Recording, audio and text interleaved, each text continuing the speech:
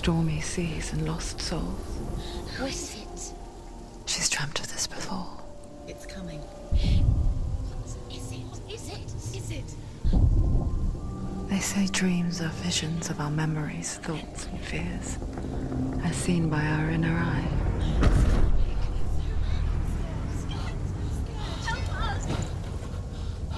But what if each one of us is always dreaming, even when awake? And we only see what our inner eye creates for us. Is this what hell is? A world shaped by Senua's nightmares. Get up. Maybe that's why people fear seeing the world through her eyes. Yes, she's scared. Because if you believe that Senua's reality is twisted, you must accept that yours might be too.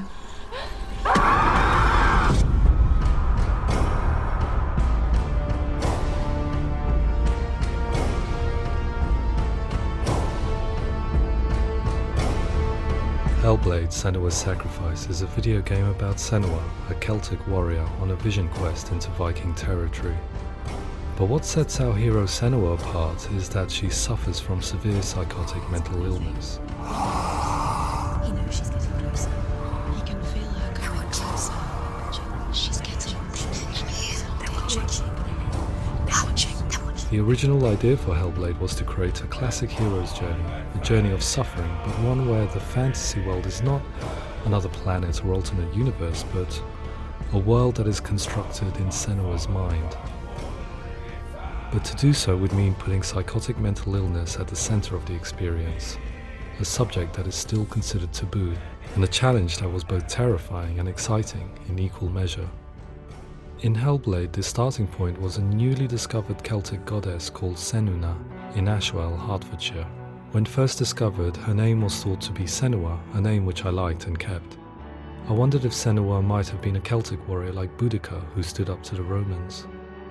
While the Romans had conquered all of Europe, there was a group of Celts up in the furthest reaches of the Roman Empire that could not be conquered, the Picts. And so the Romans built a wall, called Hadrian's Wall, that spans across Britain from sea to sea to keep the Pictish barbarians at bay.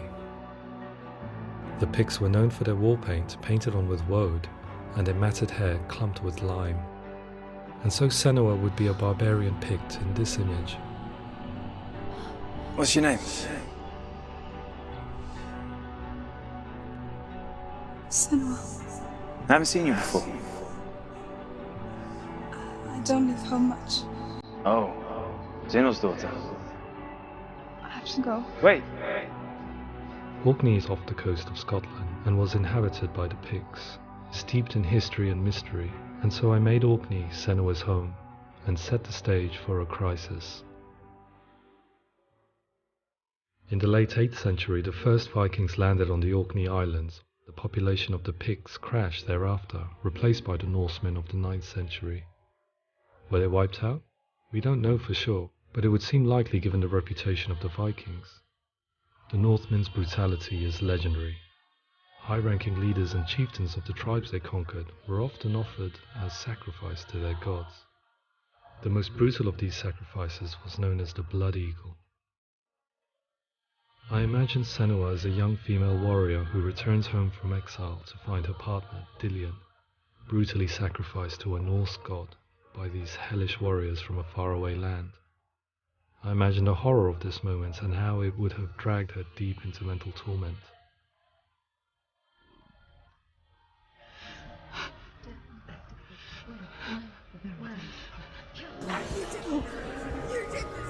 No!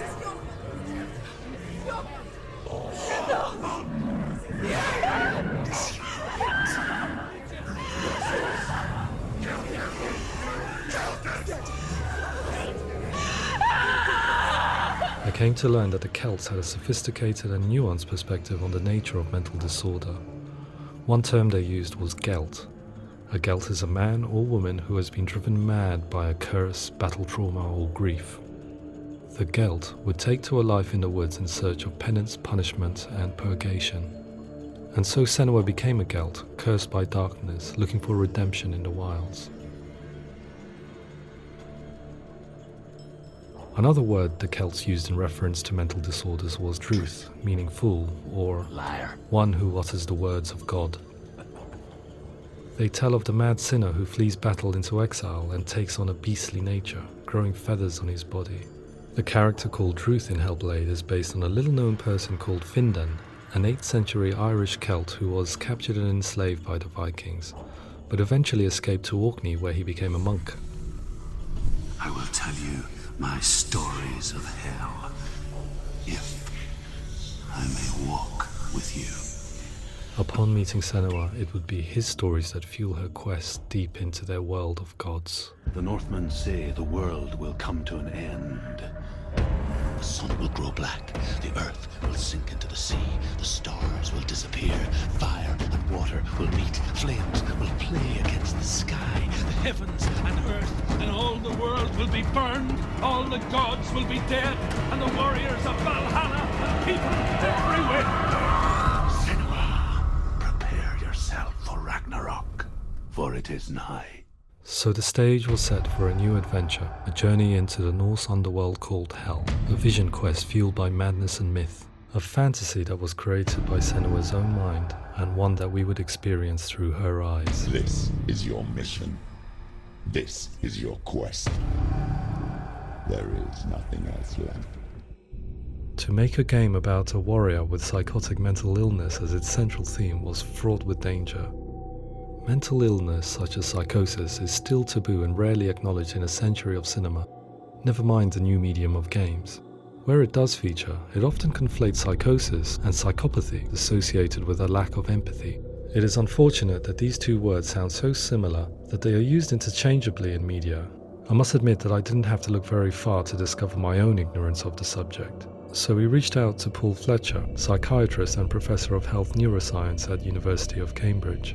Psychosis is a descriptive term, and it refers to having a loss of contact with objective reality. So it's characterized by two main sets of symptoms. One of them is hallucinations, where somebody experiences perceptions when there is no actual objective thing out there to perceive. You're already dead. Who are you? And the other is delusions, where somebody comes to very often bizarre, unpleasant, frightening beliefs when there's no good evidence in favour of them. There's no doubt about it. The source of the darkness is in Helheim. And the goddess Hela holds his soul there. We reached out to Welcome, a biomedical research charity that spends billions on research and awareness programs aimed at improving health. Mental health hasn't always been presented in the media in a way that is particularly helpful. It can be challenging to engage people with the subject matter, and there are a lot of preconceived ideas about mental health, and particularly schizophrenia and psychosis. So we hope our support allows the team to continue to collaborate with Paul Fletcher and with those who have experience of psychosis to create a game that provides a fresh perspective on the condition and allows audiences to engage with it in a way that just wouldn't be possible in any other medium.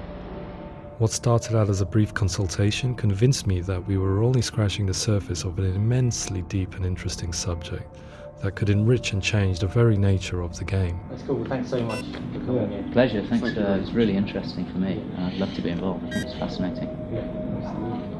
Absolutely. Our understanding of psychosis is still very much a mystery, and ways of treating it are still primitive compared to physical illness. After all, it is easy to see the pain and suffering caused by physical diseases or physical trauma. It is not so easy to see the mental suffering and trauma of severe mental illness. But what if we could find a way to see it? Games are capable of drawing you in for hours on end, playing the role of a character who is different from you, experiencing their perspective, and actively involving you in a world that functions with a different set of rules. That voice is not a command. Use that voice. Calls you to your death. It's an evil voice. If we were to represent Senua's psychosis, we would have to simulate voice hearing, a common attribute. But how can we simulate something we have no first-hand experience of? Professor Charles Fernyhough, a leading expert in voice hearing from Durham University, offered his help.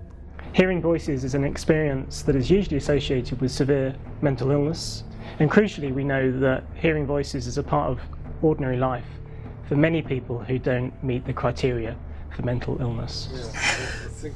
Yeah.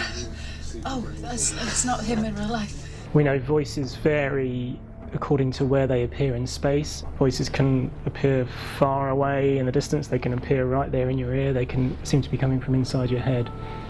Based on the information Professor Fernie Ho provided, I put together a sound brief and invited some actors to the studio. We recorded the actors using a binaural microphone, which records the 3D spatial position of sound, replicating the way sound is heard by human ears. It gives you an incredible sense that the person you are listening to is right there beside you. Can't see where she's going.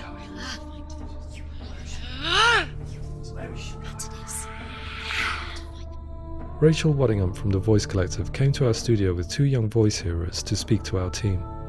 We talked at length about their experiences and they listened to our tests, giving us feedback on how we could improve on it. Everyone hates her.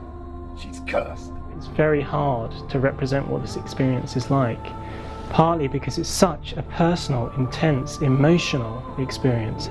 It's testament to how Ninja Theory have been listening to what the researchers are saying, but also, crucially, listening to the experts by experience. What they've come up with is so compelling. It's by far the best representation I've heard of what these experiences are like.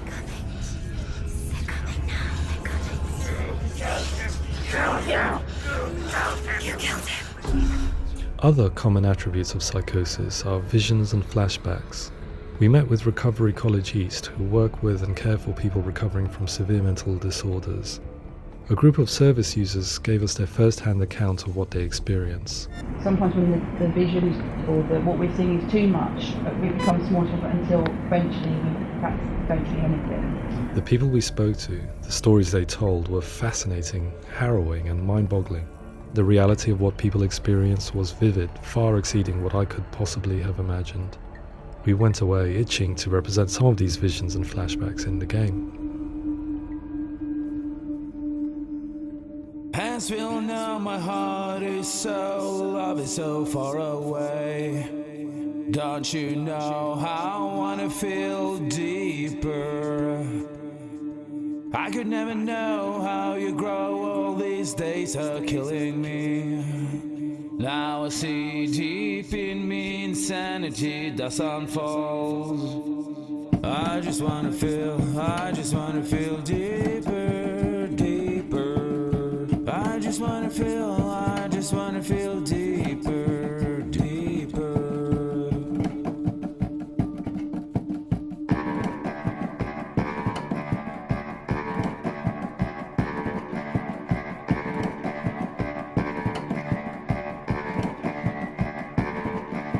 Hands will know my heart is so, love is so far away.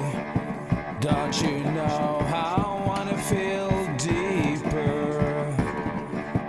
I could never know how you grow, all these days are killing me. Feel like this, read like this, I just wanna live, that's all. I just wanna feel deeper, deeper. I just wanna feel deeper, deeper.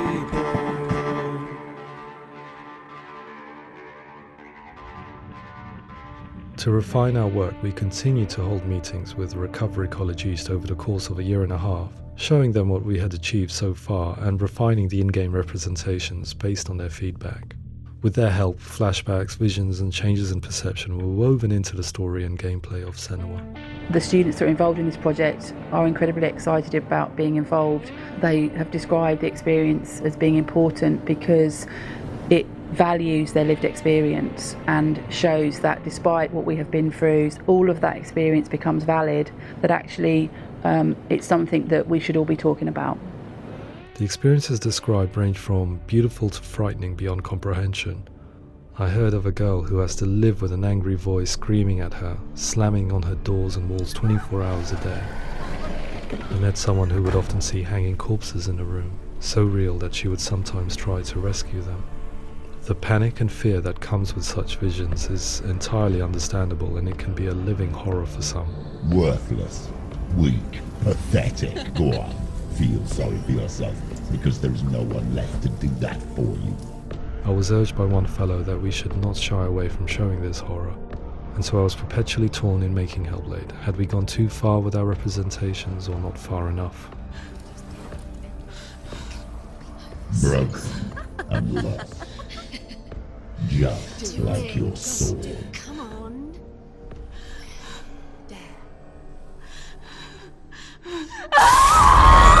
In some ways, voice hearing and visions were the low-hanging fruit, so to speak.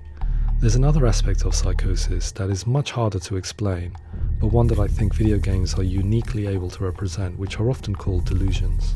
People begin to see patterns in the world. They begin to link things that most people wouldn't link.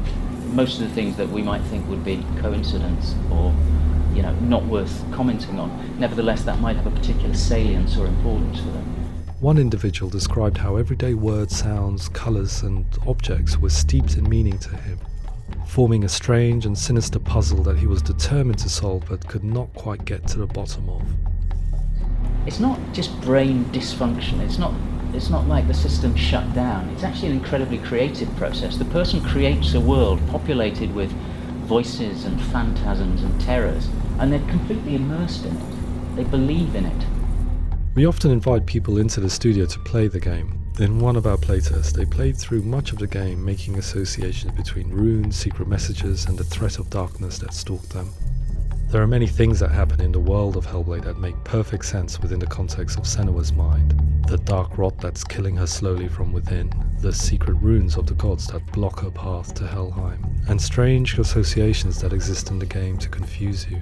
To complete Senua's quest, you have to internalize and accept the logic and meaning behind these things to progress.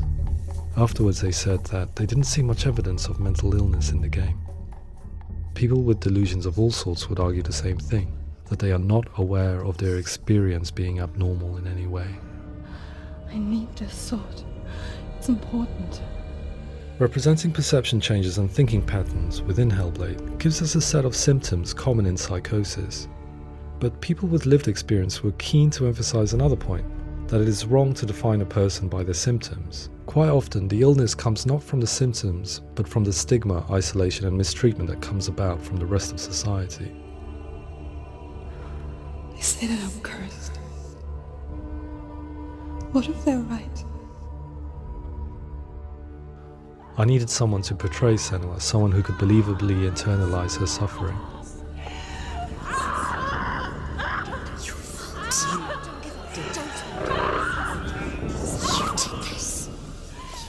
Melina Jurgens, our video editor, had been a stand-in for Senua over a few months while we perfected our motion capture techniques.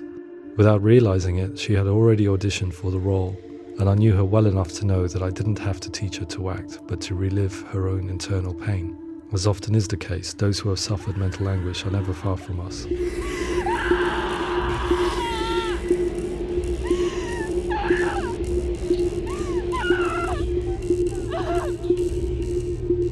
My hope is that by creating a compelling and aspirational character in Senua who feels very much real, albeit in a fantasy setting, we can provide a lens into her reality, a different one to yours, and this is where storytelling comes into play. I imagined her life based on common threads in real people's lives. She was always prone to psychosis as a child. Her mother Galina also heard voices and had visions, so perhaps there was a genetic aspect. Or perhaps it was cultural, as she lived within a world without science, of gods and a superstition, as exemplified by her druid father Zimbal. Psychosis developed in her late teens to early 20s and was exacerbated by stigma and isolation at the hands of the clansmen and her father. This darkness. It's spreading. The trauma of seeing her lover Dillian sacrificed tips her over the edge, making her remodel her reality around a concept that connects everything: the darkness. So the question, is what Senua experiences real? Can only be answered by saying, yes, it is real. It is her reality. All of her suffering will have been for nothing. It's just a matter of time.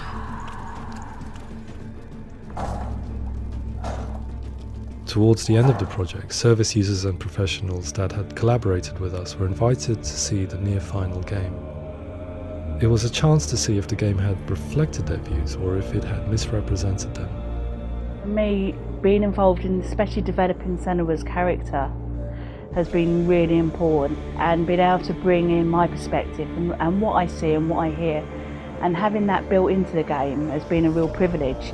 It's gritty and it's meaty, and there are some tough subjects in there that are being tackled with honesty.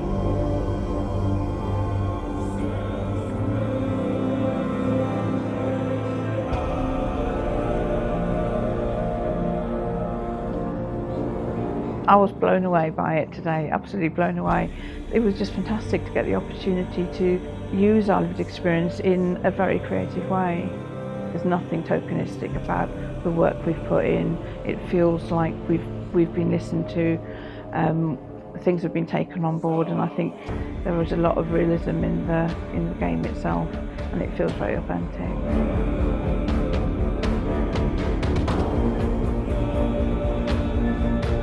Hellblade will give people a good experience of what it's like to hear voices and have those experiences. I'm glad that the guys at Ninja Theory have asked us to come along and help them build an experience that's positive when it comes out, and get myself a copy and have a go.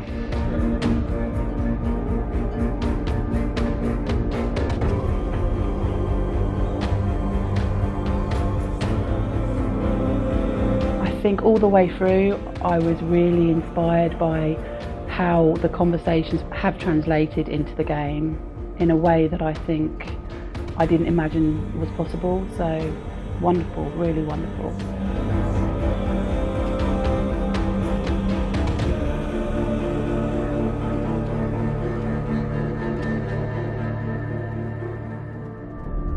I really hope that others will follow the lead they've set and use the power of something like a video game to change people's perceptions, to increase understanding, and ultimately to make some of the stigma around voice hearing and other experiences go away.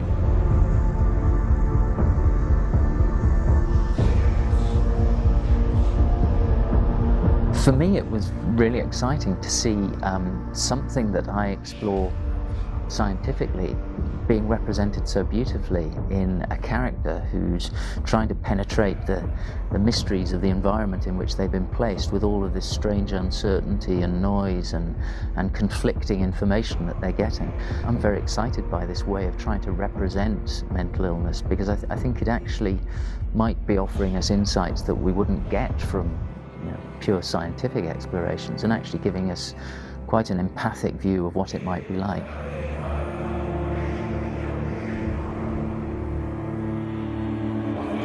Mental illness has been with us for as long as we have been on this planet, but why? Why hasn't evolution stamped out this weakness from within our gene pool? I often pondered this question until I realized that the question had an inbuilt flaw. It assumes that being and thinking differently is a weakness. The only reason we have computers, spacecraft, medicine, poetry, art, and yes, even video games is because individuals are able to simulate new abstract realities in their minds and share them with the rest of us. We need people to be willing to see differently in order for us to progress and survive as society. And we need to be open to these new ways of seeing. And it is this spirit that motivated me to create Senua's story and share it with you.